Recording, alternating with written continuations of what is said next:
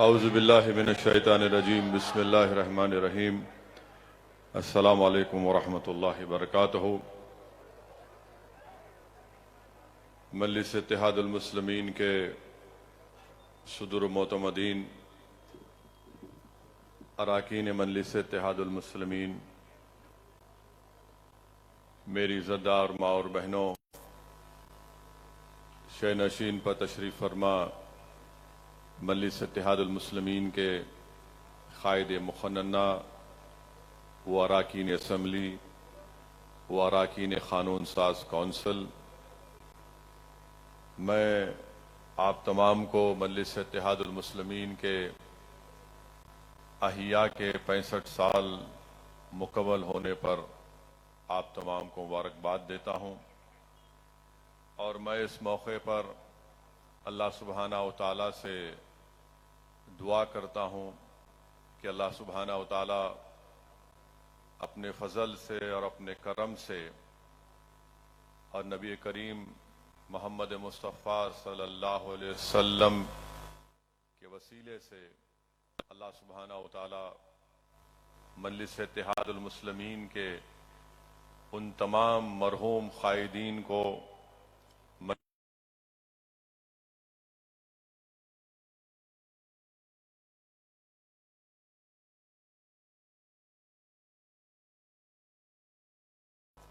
مجلس اتحاد المسلمین کے ان تمام مرحوم ووٹرز کو جنہوں نے اپنی زندگی میں مجلس اتحاد المسلمین کی مضبوطی کے لیے قربانیاں پیش کیں، میں اللہ سے دعا ہوں کہ اللہ سبحانہ و تعالی ان تمام مرحومین کی اللہ مغفرت فرمائے اور اللہ سبحانہ و تعالی ان کا نیک نام البدل ہم کو عطا بھی کرے۔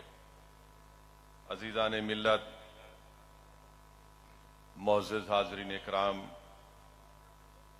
65 سال کا ایک لمبا سفر الحمدللہ مجلس اتحاد المسلمین نے مکمل کیا ہے، اور اگر آپ مجلس اتحاد المسلمین کی تاریخ کا مطالعہ کریں گے تو مجلس اتحاد المسلمین نے اپنے سیاسی سفر کو اور سیاسی سفر کا آغاز کیا اور ابھی بھی جاری ہے۔ یہ میرا ماننا ہے کہ ایثار، جذبات اور ایک فکر کو لے کر ہمارے بزرگوں نے اس سیاسی سفر کا آغاز کیا، اور یہی چیزیں ہیں کہ لوگ کہتے ہیں کہ مجلس جذبات سے کام لیتی ہے۔ یہ جذبات ہی تھے جنہوں نے ہم کو 65 سال کا سفر مکمل کروایا، یہ فکر ہی تھی جس نے ان تعلیمی اداروں کو اور اسپتالوں کو قائم کیا، یہ ہماری قربانیاں تھیں کہ ہم نے اپنا سب کچھ لٹایا تاکہ ہماری مرکز سیاسی کو ہم طاقتور بنا کر رکھیں۔ تو میرے عزیز دوستو اور مجلس اتحاد المسلمین کے تمام اراکین اور سپاہیوں سے میری اپیل ہے کہ ہم کو اپنے جذبات کو زندہ رکھنا ہے، ایثار کو جاری رکھنا ہے، اور ہماری جو فکر ہے ایک مظلوموں کے لیے، اس کو سامنے رکھ کر ہم کو آنے والے مستقبل کے چیلنجز کا سامنا کرنا پڑے گا۔ میرے عزیز دوستوں اور بزرگوں، آپ نے ایک تفصیلی تقریر قائد مقننہ اکبر الدین اویسی سے سنا، اس سے پہلے محترم احمد پاشا قادری صاحب نے بھی مختصر تقریر مگر اس میں بہت اہم نکات جناب احمد پاشا قادری صاحب نے اٹھائے ہیں۔ میری آپ تمام سے صرف یہی گزارش ہے کہ ہمارے لیے اب ایک چیلنج یہ ہے کہ ہم کیسے ہمارے ملک میں جس وطن عزیز کو ہم نے اپنے خون پسینے سے ہمارے بزرگوں نے انگریزوں کی 200 سال کی غلامی سے آزاد کروایا، جس وطن عزیز کو ہمارے بزرگوں نے ایک آئین دیا، سمویدھان دیا، اور ہمارے وطن عزیز کے آئین بنانے والے بزرگوں نے یہ خواب دیکھا تھا کہ ملک پارلیمانی جمہوریت پر چلے گا مگر اس میں شراکت داری کی بھی جمہوریت ہوگی۔ ہمارے عظیم بزرگوں نے خواب دیکھا تھا کہ ملک ایک طاقتور ملک بنے گا، اور طاقت کے معنی ہمارے بزرگوں نے صرف یہ نہیں کہا تھا کہ کوئی ایک وزیر اعظم بن جائے اور وہ پکار پکار کر کہے کہ میرا 56 انچ کا سینہ ہے۔ ہمارے بزرگوں نے خواب نہیں دیکھا تھا کہ کوئی ایک شخص طاقتور وزیر اعظم بن جائے اور اپنی ایک پارٹی کی طاقت کی بنیاد پر آئین کو کمزور کر دے، جمہوری اداروں کی بنیادوں کو ہلا کر رکھ دے۔ ہم کو اس بات کو سامنے رکھ کر کام کرنے کی ضرورت ہے کہ ہم کیسے ہمارے وطن عزیز کی جمہوریت کو مضبوط بنائیں، اور مجلس اتحاد المسلمین کی 65 سالہ سیاسی سفر کا سب سے بڑا اگر آپ نچوڑ دیکھیں گے وہ یہ ہے کہ ہم نے بھارت کی جمہوریت کو مضبوط کیا ہے۔ ہم نے لوگوں کے دلوں میں جمہوریت کے ذریعے اپنے مسائل کے حل اور اپنے مسائل کا حل تلاش کرنے کا طریقہ سکھایا ہے۔ ہم نے عوام کے دلوں میں اس بات کا پیغام پہنچایا ہے کہ تشدد سے جمہوریت کمزور ہوتی ہے اور اتحاد سے آپ کی آواز ایوانوں میں پہنچتی ہے۔ یہ 65 سال کا سفر اگر رہا ہے تو اس میں ہم نے متحدہ طور پر اپنے مسائل کو حل کیا، اتحاد کو مضبوط کیا۔ تو میری آپ سے گزارش ہے کہ ہم کو اپنے اتحاد کو اور مضبوط کرنا ہے، اور یقیناً اس سال تلنگانہ میں اسمبلی کے الیکشن ہے اور مجلس اتحاد المسلمین اس اسمبلی کے انتخابات میں حصہ لے گی۔ مجلس اتحاد المسلمین اپنی طاقت کو برقرار رکھے گی، اپنی طاقت میں اضافہ کرے گی، اور انشاءاللہ تعالی مجلس اتحاد المسلمین اور تلنگانہ کی عوام تلنگانہ میں بی جے پی کو شکست دے گی۔ اور مجھے یقین ہے کہ جو نفرت کا پیغام لے کر بی جے پی آگے بڑھ رہی ہے، تلنگانہ کی عوام اس کو مسترد کرے گی۔ مجھے یقین ہے کہ راجستھان میں جب اسمبلی کے انتخابات ہوں گے تو انشاءاللہ تعالی راجستھان کی عوام مجلس اتحاد المسلمین کو کامیاب کرے گی۔ ہم راجستھان کے اسمبلی کے انتخابات میں بھی حصہ لیں گے انشاءاللہ تعالی۔ اب ہم کرناٹکا کے اسمبلی کے انتخابات میں بھی حصہ لیں گے، اور آپ دیکھیں گے کہ انشاءاللہ ان قریب میں اعلان بھی ہوگا اس سلسلے میں۔ میری آپ تمام سے یہ اپیل ہے، گزارش ہے کہ آپ مجلس اتحاد المسلمین کی ان اسمبلی انتخابات میں کامیابی کے لیے دعا بھی فرمائیے۔ میرے عزیز دوستو، عزتدار ماں اور بہنوں، تلنگانہ میں بھارتیہ جنتا پارٹی کی طرف سے بہت سی باتیں بولی جا رہی ہیں، اور جتنی باتیں بولی جا رہی ہیں وہ صرف نفرت کی بنیاد پر۔ بھارتیہ جنتا پارٹی امید دلانے کا نام نہیں ہے، بھارتیہ جنتا پارٹی خوف دلانے کا کام کرتی ہے تلنگانہ میں۔ اسی لیے آئے دن کوئی نہ کوئی ایک بیان دیا جاتا ہے کہ ایسا کر دیں گے، فلاں کر دیں گے۔ میں تلنگانہ کی عوام سے یہ بتانا چاہوں گا کہ تلنگانہ ریاست جب سے بنی، تلنگانہ میں امن مضبوط ہوتا رہا، تلنگانہ میں فساد نہیں ہوا، بلکہ تلنگانہ میں ترقی ہوئی ہے۔ چاہے وہ سافٹ ویئر انڈسٹری ہو، چاہے وہ دوسرے انڈسٹریز ہوں، فارماسیوٹیکل کی انڈسٹریز ہوں، تلنگانہ کا جی ڈی پی، ریاستی جی ڈی پی ان ریاستوں سے بڑھ کر ہے جہاں پر بی جے پی اقتدار میں ہے۔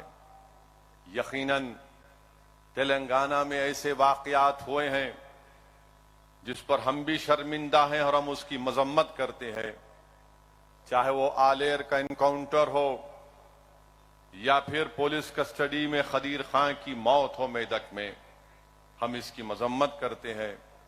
میں اس بات کا اقرار کرتا ہوں کہ اور بہت سے کام ہونا باقی ہے، مگر آپ کی آواز مجلس اتحاد المسلمین ہے اور مجلس ان مسائل کو ضرور حل کرے گی۔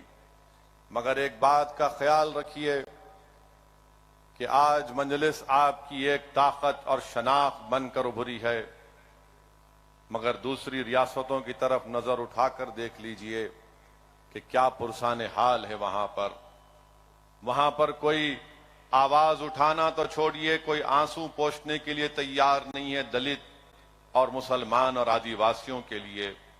تو اسی لیے میرے عزیز دوستوں اور بزرگوں، اس سال کے آخر میں جو اسمبلی انتخابات ہونے جا رہے ہیں، ہم کو پہلے سے زیادہ متحد ہونا ہے۔ ہم کو ابھی سے ہم اپنے اس اسٹریٹجی کو بنانا پڑے گا اور ہم بنائیں گے انشاءاللہ تعالی۔ اور مجلس میں اور بی جے پی اور دیگر پارٹیوں میں فرق یہ ہے کہ وہ الیکشن سے 8 مہینے پہلے بیدار ہوتے ہیں، مگر بھارت میں اگر کوئی سیاسی پارٹی ہے جو الیکشن ختم ہوتے ہی عوام کی خدمت کرتے رہتی ہے اور الیکشن کے دوران بھی عوام کی خدمت کرتے رہتی ہے، تو مجلس اتحاد المسلمین ہے۔ دارالسلام جس سرزمین پر آج آپ اور ہم بیٹھ کر مجلس اتحاد المسلمین کے 65 سالہ جشن کو منا رہے ہیں، یہی دفتر میں M L As, M Ps, قانون ساز کونسل کے ممبر، اراکین بلدیہ بیٹھ کر عوام کی خدمت کرتے رہتے ہیں، اور بی جے پی صرف نفرت اور زہر اگلتے رہتی ہے۔ اسی لیے آج آپ دیکھ رہے ہیں کہ تلنگانہ کی عوام بی جے پی سے تنگ آنا اور بی جے پی سے تنگ آنا شروع ہو چکا ہے، اور خاص طور سے میں تو تلنگانہ بلکہ پورے بھارت کی مہیلاؤں سے، ہماری عزت دار ماں اور بہنوں سے پوچھ رہا ہوں کہ جب آپ ووٹ ڈالنے جائیں گے تو گیس کے سلنڈر کو نمسکار یا سلام کر کے جانا۔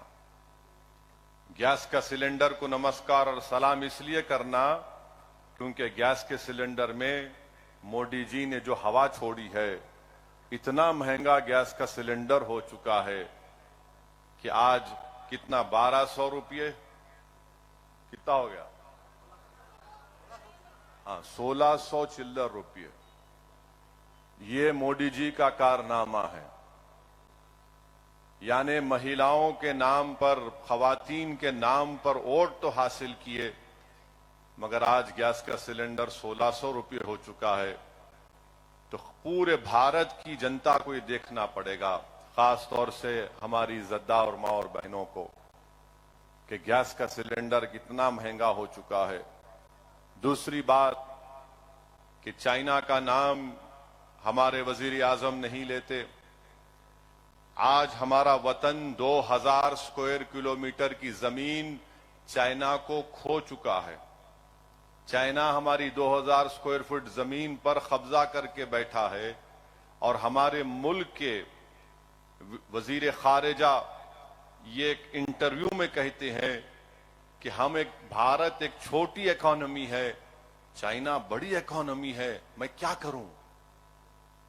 ہم چھوٹی اکانومی ہے، چین بڑی اکانومی ہے، کامن سینس ہے، میں کیا کروں؟ ہم وزیر اعظم سے پوچھنا چاہتے ہیں، آر ایس ایس کے لوگ جو آج کل پینٹ پہن کر لٹ پھرا رہے ہیں، ہم وہ بی جے پی کے ان بھکت جو سوشل میڈیا پر تھکتے نہیں، مودی کی تعریف کرتے، جھوٹی تعریف کرتے رہتے ہیں، کیا بھارت چھوٹا ہے؟ تم کو شرم نہیں آتی اس طرح کی بات کرتے ہیں کہ ہماری اکانومی چھوٹی، چین کی اکانومی بڑی؟ ملک اکانومی سے چھوٹا بڑا نہیں ہوتا مودی جی، ملک بڑا ہوتا ہے بڑا دل رکھنے سے، بڑا جگر رکھنے سے۔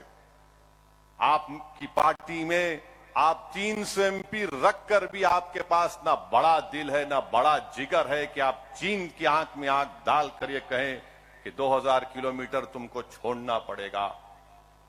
اگر اکانومی کے بنیاد پر ملک چھوٹا بڑا ہوتا ہے تو پھر یوکرین کیوں لڑ رہا ہے رشیا سے؟ 79 में वियतनाम अमेरिका से क्यों मुकाबला किया? 1980 में एक छोटा अफगानिस्तान यूएसएसआर से क्यों मुकाबला किया? और अगर इकोनॉमी की बुनियाद पर मुल्क छोटा और बड़ा होता है तो फिर वो फलस्तीनी जिसके पास पत्थर के सिवा कुछ नहीं है, मस्जिद अक्सा और बैतुल मुकद्दस की आजादी के लिए लड़ रहा है, तो फिर क्या कहेंगे उनको आप? बताइए आप। आज बीजेपी और भारत के वजीर आजम के पास मुल्क की फौज पर भरोसा नहीं है, मुल्क की आवाम पर भरोसा नहीं है, और आप कहते हैं कि भारत छोटा है इकोनॉमी की वजह से। फिर कौन से विश्वगुरु की बात भारत के वजीर आजम कर रहे हैं? वजीर खारजा कह रहे, मैं नहीं कह रहा हूं। हम छोटी इकोनॉमी है, चीन बड़ी इकोनॉमी है। अरे छोटे बड़ा ये कब से पैदा हो गया? ये बात कहकर बीजेपी ने इस बात को कबूल कर लिया कि नरेंद्र मोदी चीन के आगे घुटने टेक चुके हैं। नरेंद्र मोदी चीन से हमारी जमीन को वापस नहीं लेना चाहती हैं। अरे एक हुकूमत की बुनियादी जिम्मेदारी होती है कि जमीन की बचाए, मुल्क की, वतन की, देश की जमीन को बचाए, और हमारे वजीर आजम ये कहती हैं हम छोटी इकोनॉमी है, वो बड़ी इकोनॉमी है। अब पूरी दुनिया में क्या में पैगाम चला गया? अमेरिका को क्या पैगाम गया? बर्तानिया को क्या पैगाम गया? ऑस्ट्रेलिया को क्या पैगाम गया? मलेशिया को, सिंगापुर को, साउथ कोरिया को, जापान को क्या पैगाम गया? कि भारत चीन को बड़ा मानता है और अपने आप को छोटा मानता है। मैं बीजेपी से पूछना चाहता हूं, कहां गई तुम्हारा नेशनलिज्म? ये तुम्हारा नेशनलिज्म है? कॉमन सेंस ये नहीं है। कॉमन सेंस ये है कि हम मानते हैं कि चीन ताकतवर है, मगर हम अपनी जमीन को नहीं छोड़ सकते। कॉमन सेंस ये भी है मिस्टर मोदी कि भारत एक न्यूक्लियर पावर है। भारत एक न्यूक्लियर पावर है, ये क्यों नहीं बोलते आप? मगर अफसोस, सवाल अब तय करना पड़ेगा भारत की आवाम को कि वो क्या इसका फैसला करते हैं। और अल्हम्दुलिल्लाह मंजलिस जुनैद और नसीर की मौत हुई घाटमीका में, जो राजस्थान में है। इनको हरियाणा ले जाकर किडनैप करके इनको जिंदा जला दिया गया था। मुझे मौका मिला, ये मेरी बदकिस्मती रही कि मैं उस घर को गया, जिस घर में जुनैद के घर को गया। वहां पर जुनैद के 6 औलाद, और जुनैद का बड़ा भाई जो नीम पागल है, उसकी 7 औलाद की जिम्मेदारी भी जुनैद पर थी। हम खाली वहां पर खड़े हुए थे एक जिंदा लाश की तरह, जब उसके घर वाले उन मासूम बच्चों को बता रहे थे कि ये जुनैद की औलाद है, ये जुनैद के बड़े भाई की औलाद है, और रो कर कह रहे थे बताओ ओवैसी, अब इन बच्चों का कौन ख्याल रखेगा? मेरे अजीज दोस्तों और बुजुर्गों, जुनैद और नसीर सिर्फ मुसलमान नहीं थे, बल्कि इस अजीम भारत के शहरी थे। राइट टू लाइफ भारत के संविधान में एक फंडामेंटल राइट है। कोई किसी को मार नहीं सकता, तो कोई किसी की जान कैसे ले सकता है? और सेकुलरिज्म की बात करने वाले कांग्रेस के लोग, हमने मुतालबा किया था कि वजीर आजम को, जुनैद और नसीर को जिस बर्बरियत से किडनैप करके जला दिया गया, ये सो कॉल्ड नाम निहाद गौ रक्षकों की वजह से जो एक टेररिस्ट बन चुके हैं, राजस्थान के चीफ मिनिस्टर नहीं गए। मगर आज मालूम हुआ कि शायद अशोक गहलोत जा सकते हैं, क्योंकि मजलिस कह रही थी। तो राजस्थान की आवाम ने देख लिया कि मैंने आज से 4 महीने पहले जयपुर में जाकर कहा था कि वजारती अखिलती बहबूद का बजट कम है, तो थोड़ा बढ़ा दिया गया, कुछ 300 करोड़ या 350 करोड़ कुछ किए। जुनैद और नसीर की मौत पर चीफ मिनिस्टर नहीं गए, बल्कि एक शादी में गए थे। वहां से चंद आधे घंटे के फासले पर घाटमीका था। अब मालूम हुआ कि शायद अशोक गहलोत भी जाएंगे। اور میں آپ سے وعدہ کر رہا ہوں کہ انشاءاللہ تعالی میدک کے خدیر خان ہو، جنید ہو، نصیر ہو، انشاءاللہ تعالی مجلس اتحاد المسلمین ان کی مالی امداد کرے گی. ان کے اکاؤنٹ کے ڈیٹیلز ہمارے پاس آئیں گے تو ہم انشاءاللہ تعالی ان کی بیواؤں کے اکاؤنٹ میں مجلس مالی امداد کرے گی. میں آپ سے وعدہ کر رہا ہوں کہ ہم ان خاندانوں کے ساتھ تھے اور ہے اور رہیں گے. اور کوثر محی الدین اور میدک کے صدر بھی خدیر خان کے افراد خاندان اور ان کی بیوہ کے ساتھ ہیں. اور مجھے ابھی کوثر محی الدین ایم ایل اے بتا رہے تھے کہ مجلس کے مقامی لوگوں کی نمائندگی پر خدیر خان کی بیوہ کو 2 BH کے منظور ہوا ہے اور انشاءاللہ تعالی ٹمبرسک اسکول میں اس بیوہ کو بھی نوکری کا انتظام کیا جائے گا. یہ بڑا ہی دردناک واقعہ ہے خدیر خان کا. جتنا بھی ہم مذمت کرے کم ہے. ہم تو تلنگانہ کی حکومت سے مطالبہ کرتے ہیں کہ پولیس والوں کے اوپر 302 کا سیکشن لگا کر ان پر کیس چلنا چاہیے. سسپینشن پنشمنٹ نہیں ہے. 302 کا IPC کا سیکشن ان پر لگایا جائے. مگر آپ کو معلوم میرے بھائی، جنید اور نصیر کو جن لوگوں نے رک جائیے جنید اور نصیر کو ان کے افراد خاندان نے جب پولیس والوں کے پاس جا کر کمپلین دی تو گھاٹ وہاں پہ پولیس کے لوگوں نے کہا نکلو یہاں سے باہر جاؤ. کوئی پولیس والے پہ کچھ نہیں ہوتا وہاں راجستھان میں، نہ ہریانہ، بلکہ ہریانہ کی حکومت نے تو ایک اسپیشل سیل بنا دیا ہے. یعنی ایک سو کال گاؤں رکشک جو چاہے کر سکتے، ان کو لائسنس ویپن دے دیا گیا. ایک ظلم ہو رہا ہے. اور مسلمانوں کو مار کر بی جے پی ان کی تڑپ کو دکھا کر، ان کی جلتی ہوئی لاشوں کو دکھا کر، ان کے منہ سے بہتا ہوا خون جو وارث کا تھا اور قاسم نامی بچے کو گولی مار کر بی جے پی ہریانہ میں اپنی سیاسی طاقت کو مضبوط بنانا چاہتی ہے. مگر یاد رکھیے، آپ جو سیاسی طاقت مضبوط بنا رہے ہیں اس سے دیش کمزور ہوگا. اس سے رول آف لا کمزور ہو رہا ہے، غنڈہ گردی بڑھ رہی ہے، ظلم بڑھ رہا ہے. اور ہم پوچھنا چاہتے ہیں بھارت کے وزیر اعظم سے، یہ پنجاب میں جو ایک صاحب آئے ہیں دبئی سے، ان کا نام امرت ہے اور بی جے پی بولتی ہے امرت کال ہے. بی جے پی کیا بولتی ہے؟ امرت کال ہے. یہ امرت کال میں یہ امرت کون ہے اور یہ امت خاموش کیوں ہے؟ اگر وہی بات اگر کوئی مسلمان بول دیتا تو ہمارے ٹی وی کے اینکر تو 24 گھنٹے چلاتے، وہ اویسی نے آج یہ کہا ہے، اس نے دیش کے بارے میں کہہ دیا ہے. مگر یہ کیا ہے بتائیے آپ؟ اس پر کچھ نہیں کہتے. اور آج الحمدللہ سپریم کورٹ کا ایک آرڈر آیا ہے کہ آرٹیکل 324 کے تحت، بھارت کی آئین اور سمویدھان کے تحت، چیف الیکشن کمشنر کا جو اپائنٹمنٹ ہے الیکشن کمشنر کا، سپریم کورٹ نے کہہ دیا کہ وزیر اعظم، لیڈر آف اپوزیشن اور چیف جسٹس آف انڈیا بیٹھ کر طے کریں گے. مجلس اس کا ویلکم کرتی ہے ڈیسیشن کا. بہت اچھا ہے. اب بیٹھ کر آپ الیکشن کمشنر اور چیف الیکشن کمشنر کو بنائیے. جمہوریت کا ایک ڈھانچہ ہے. اگر الیکشن کمیشن میں بہت طاقت ہے، بہت ان کو اختیارات ہیں، اور سپریم کورٹ نے صحیح آبزرویشن کیا کہ چاہے وہ کسی کی بھی سرکار ہو، الیکشن کمشنر کے 6 سال کی میعاد پوری نہیں ہوتی. اب امید کرتے کہ اس سے ٹرانسپیرنسی آئے گی، اس سے الیکشن کمشنر اور انڈیپینڈنٹ ہوگا، آزاد ہوگا. جمہوریت کے لیے بہت ضروری ہے کہ الیکشن کمیشن میں ٹرانسپیرنسی آئے اور اس کو اور انڈیپینڈنس ملے، جو بھارت کے آئین کی آرٹیکل 324.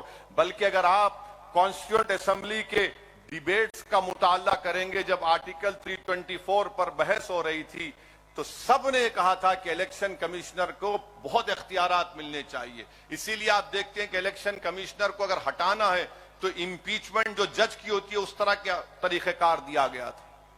تو تو یہ ہم کو کام کرنا ہے تلنگانہ کے اسمبلی الیکشن کے لیے.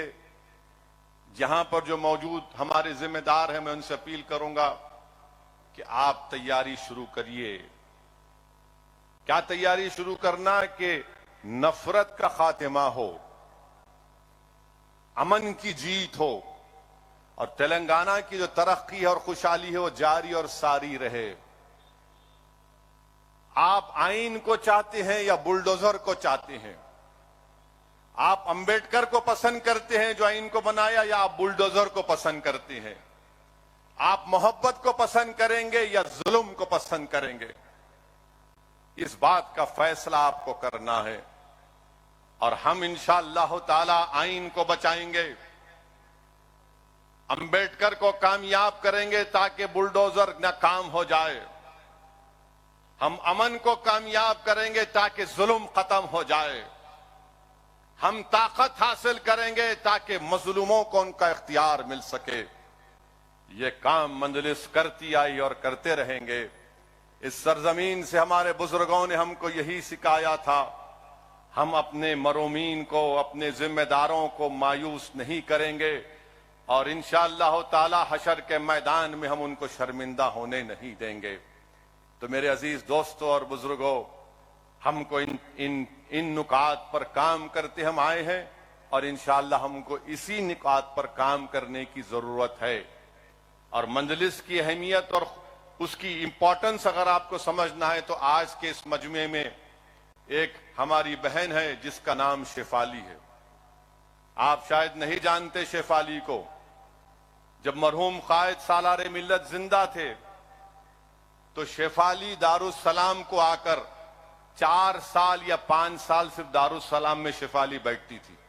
اور اس زمانے مرحوم قائد سالار اس چھوٹے کمرے میں ہم لوگ بیٹھتے تھے, اور شیفالی یہاں پر بیٹھ کر مجلس کے تمام اراکین سے بات کرتی تھی. مجلس کے جلسوں میں شیفالی آتی تھی, مجلس کی ایکٹیویٹیز کو دیکھتی تھی.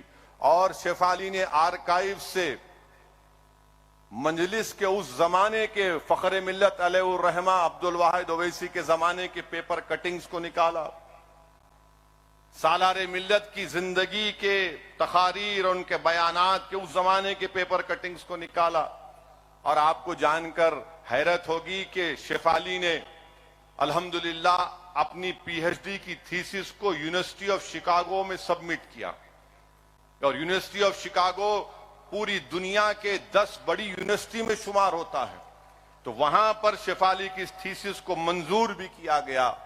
اور اس تھیسس میں خاص بات یہ ہے, یہ میں نہیں شیفالی ہے, یہاں پر میں ملوں گا جلسے کے بعد, جب میڈیا کو بھی ملوں گا تو میڈیا کو بھی بتاؤں گا یہ شیفالی ہے.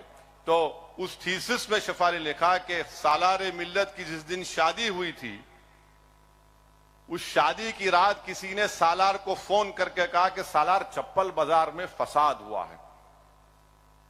تو اس زمانے میں یہ نہیں تھا, یہ جھنجھنا نہیں تھا جو ہماری زندگی عذاب کر کے رکھ دیا. یعنی دوسری شادی کرنے کی ضرورت ہی نہیں ہے, اب 2 فون رکھ لو, پورا آپ کا ماشاءاللہ چین سکون برباد ہو جاتا ہے. تو کسی نے وہ فون 235 کیا نمبر تھا اکبر, نہیں 2 تو بعد میں آیا, 35497 ملایا لگا کے انگلی سے, نہیں معلوم یہ بچوں کو.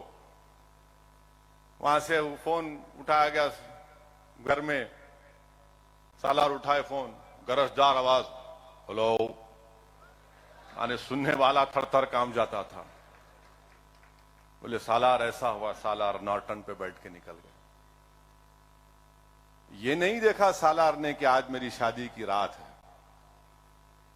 میرے عزیز دوستو, انہی ہمارے بزرگوں کی قربانیوں کی وجہ سے ہم یہاں پر کھڑے ہیں.